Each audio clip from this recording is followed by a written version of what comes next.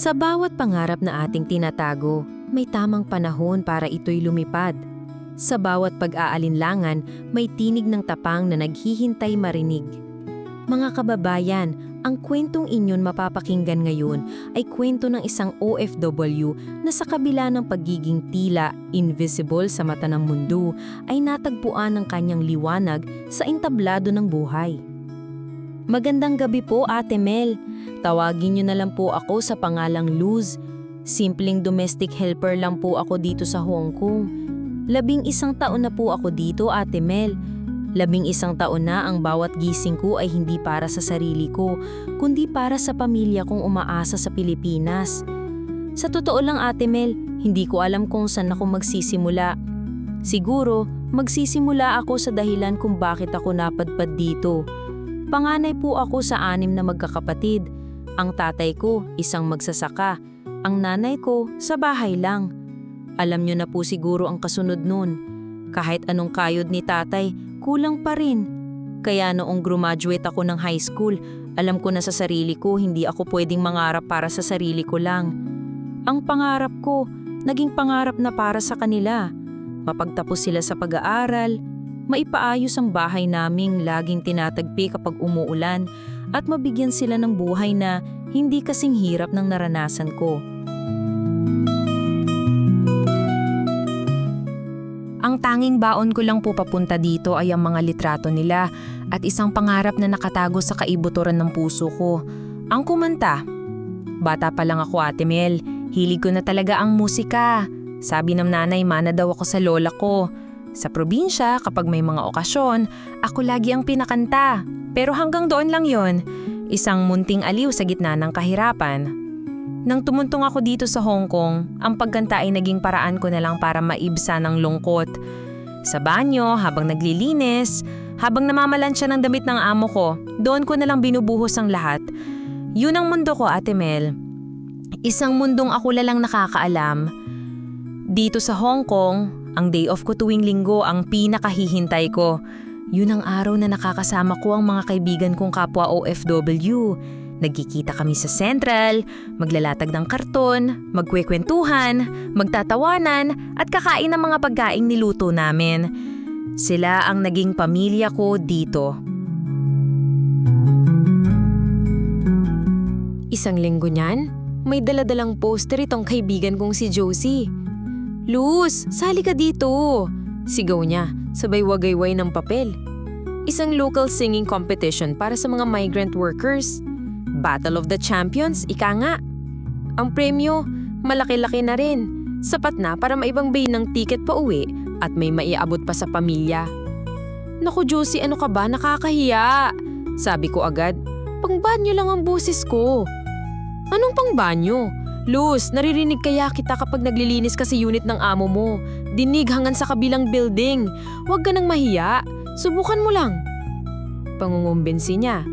Ang buong barkada, sinuportahan si Josie. Keso sayang ang talent. Keso minsan lang ang pagkakataon. Ate Mel, sa totoo lang natakot ako. Paano kung mapahiya ako? Paano kung pagtawanan nila ako? Ako? Si Luz? Isang hamak na katulong? Sasali sa contest? Parang ang layo sa bituka. Pero sa gabi, bago matulog, hindi maalis sa isip ko. Paano kung subukan ko? Wala namang mawawala, di ba?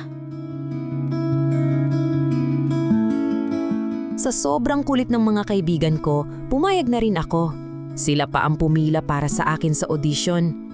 Dumating ang araw ng audition, Ate Mel, nanginginig ang mga tuhod ko. Ang mga kasama kong nag-audition, ang gaganda ng mga damit, ang tataas ng kumpiyansa. Ako, suot ko lang ang luma kong maong at t-shirt na bigay ng amo ko. Para akong basang sisiw. Nang tawagin ang pangalan ko, gusto ko nang tumakbo. Pero nakita ko sa gilid ang mga kaibigan ko. Nakataas ang mga kamao nila. Sumisigaw ng, "Kaya mo yan, Luz!" Huminga ako ng malalim. Ipinikit ko ang mga mata ko at inisip ko ang pamilya ko. Sila ang entablado ko. Sila ang inspirasyon ko. Ang kinanta ko po ay On the Wings of Love. Kanta na laging kinakanta ni nanay noong bata pa ako.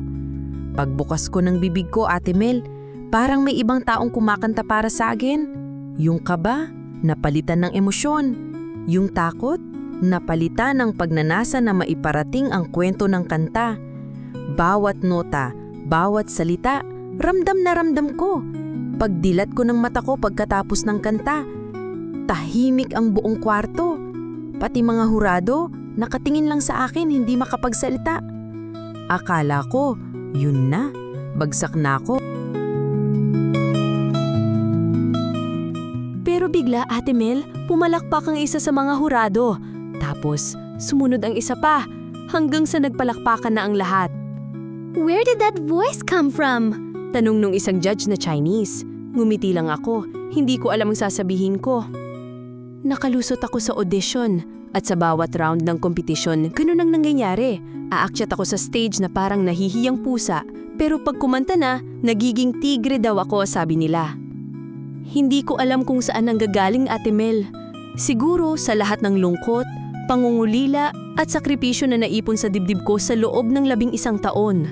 Dumating ang finals. Hindi na lang ang mga kaibigan ko ang sumusuporta sa akin, pati ang mga amo ko, sina Mr. and Mrs. Chan, nanunood na rin. Medyo strikto sila pero mabait.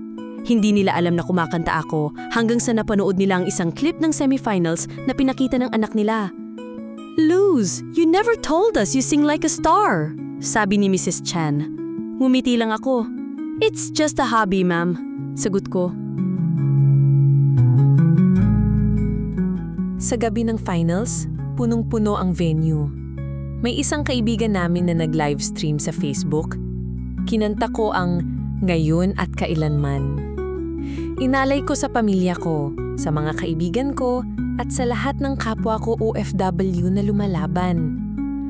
Pagkatapos kong kumanta, nag-standing ovation ng lahat. Umiiyak ako habang yumuyuko sa kanila, Ate Mel. Umiiyak ako sa saya. Manalo, matalo, panalo na ako sa gabing yun. Pero tinawag ang pangalan ko bilang Grand Champion. Ate Mel, hindi ko maipaliwanag ang nararamdaman ko. Para akong nananaginip. Ang premyo, ang propeo, pero higit sa lahat, yung pakiramdam na sa isang saglit, hindi ako si Luz na katulong. Ako si Luz na mga awit. Ang hindi ko alam, yun pa lang ang simula. Yung video ng performance ko sa finals na naka-livestream, kinabukasan paggising ko, may milyong-milyong views na. Nagtrending sa Hong Kong, sa Pilipinas, sa iba't ibang bansa kung saan may mga OFW. Ang cellphone ko, walang tigil sa pagriring at pagtunog ng mga notifications. Mga mensahe mula sa mga taong hindi ko kilala. "You are the voice of the OFWs," sabi ng isa.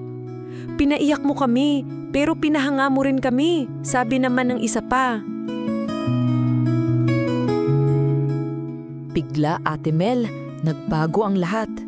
Kapag lumalabas ako para mamalengke, may mga nakakakilala sa akin. "You're the singer, right? Can we take a picture?" Minsan habang naglilinis ng bintana sa apartment ng amo ko, may mga dumadaan sa baba na sumisigaw, "Luz, idol!" Naiilang ako. Nasanay ako na invisible. Nasanay ako na yumuyuko at hindi tumitingin sa mata ng mga tao. Ngayon, lahat sila nakatingin sa akin. May mga TV station na gustong mag-interview, may mga record label na nag-aalok ng kontrata. Pero sa kabila ng lahat ng yan, pag-uwi ko sa apartment ng mga tiyan, ako pa rin si Luz na magluluto ng hapunan, maghahanda ng gamit ng mga bata para sa eskwela, at maglilinis ng bahay. Isang araw nag-i-interview sa akin ng isang sikat na local magazine sa sala ng mga tiyan. Pagkatapos ng interview, sabi ko, "Excuse me for a moment." Pumasok ako sa kusina, isinuot ang apron ko, at hinugasan ng mga pinagkainan. Nakita ako ng reporter. The next day, yun ang headline. "The Singing Cinderella, from stage champion to kitchen duties." Marami ang naawa. Marami ang nagsabi na dapat iwan ko na ang trabaho ko. Pero para sa akin, Ate Mel, hindi yun ganun kadali. Ito ang trabahong bumuhay sa pamilya ko sa loob ng 1 dekada. Sina Mr. and Mrs. Chan, sa kabila ng pagiging amo, sila ang nagbigay sa akin ng pagkakataon. May utang na loob ako. Doon po ako nahirapan, Ate Mel. Paano ko pagbabalansehin ang dalawang mundo? Ang mundo ni Luz na domestic helper at ang mundo ni Luz na viral sensation.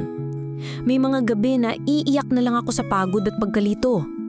Minsan, habang kumakanta sa isang malaking event, may isip ko, kailangan ko nang umuwi. Hindi pa napaplansya ang uniforme ni Sir. Nakakatawa, pero totoo po. Ang naging turning point ko po ay noong nakausap ko ang nanay ko sa telepono. Umiiyak siya sa tuwa. Anak, ang galing-galing mo. Proud na proud kami sa'yo. Matagal mo nang pangarap yan, di ba?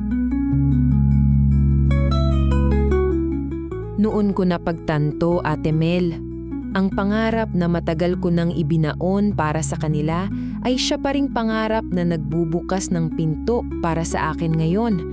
Hindi ko kailangan pumili. Siguro, kaya kong maging pareho. Kinausap ko sina Mr. and Mrs. Chan. Sinabi ko ang lahat. Nagulat ako sa sagot nila. Luz, we are proud of you. We will support you. We can arrange your schedule. Your dream is coming true. Don't let it go. Doon ko naramdaman na hindi lahat ng amo ay masama. May mga tao talagang ibibigay sa iyo ng Diyos para tulungan ka. Ngayon, Ate Mel, heto pa rin ako. Nagtatrabaho pa rin bilang domestic helper pero may bago na sa routine ko. Sa gabi, pagkatapos ng trabaho, may mga rehearsals ako o guestings. Tuwing day off, minsan recording sa studio. Pagod? Oo. Pero masaya. Masaya dahil nabubuhay ko ang pangarap ko habang tinutupad ko pa rin ang tungkulin ko sa pamilya ko. Natutunan kong ang dalawang mundo ko pwedeng maging isa. Ang pagiging katulong ay hindi hadlang para maging isang bituin. Ang entablado ko minsan nasa harap ng libu-libong tao, minsan nasa loob ng kusina habang naghuhugas ng plato, at pareho yon na may dignidad.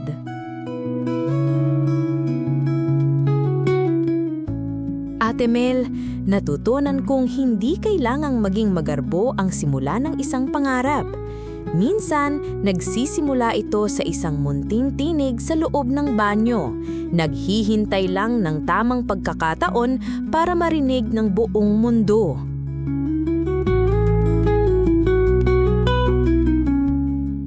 Mga kababayan, ang kwento ni Luz ay isang makapangyarihang paalala na ang bawat pangarap ay may sariling panahon at ang bawat tinig ay may karapatang umalingaw-ngaw.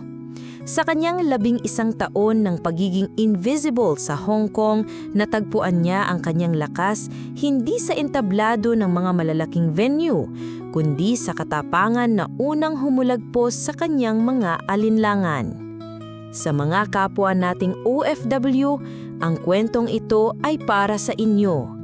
Para sa mga kamay na sanay sa paglilinis at pag-aalaga ng iba, ngunit naglalaglabag din ng talentong naghihintay ng pagkakataon. Para sa mga puso na nahati sa pagitan ng tungkulin at pangarap. Kay Luz, natutunan natin, hindi mo kailangang itakwil ang iyong pagkatao para ipaglaban ang iyong mga pangarap. Pwede mong dalin ang iyong mga pinanggalingan habang tinatahak ang iyong patutunyuhan.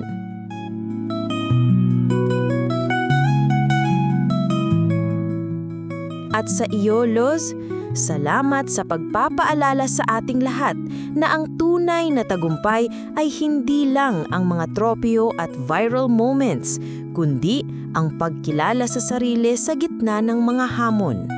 Ang iyong boses ay hindi lang para sa mga kompetisyon. Ito ay boses ng bawat OFW na nangangarap ng patago, nagmamahal ng tahimik at lumalaban ng walang nakakakita.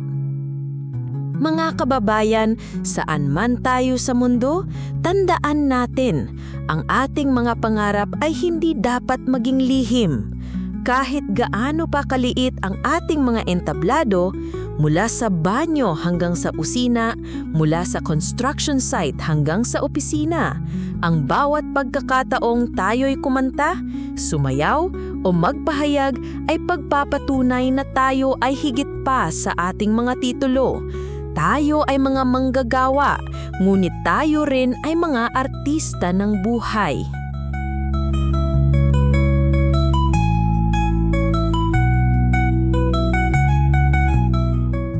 Muli ako po si Ate Mel at ito ang kwentong OFW kung saan ang bawat luha ay may tinig at ang bawat tinig ay may kwento. Hanggang sa muli nating pagkukwentuhan, magandang gabi at ingat po kayo lagi saan mang sulok ng mundo kayo naroroon. Kung mayroon kayong mga kwentong gustong marinig sa programa natin, i-comment nyo lang sa baba at huwag nyo na rin kalimutang mag-like, i-share at mag-subscribe para sa marami pang kwentong OFW ang inyong mapapakinggan.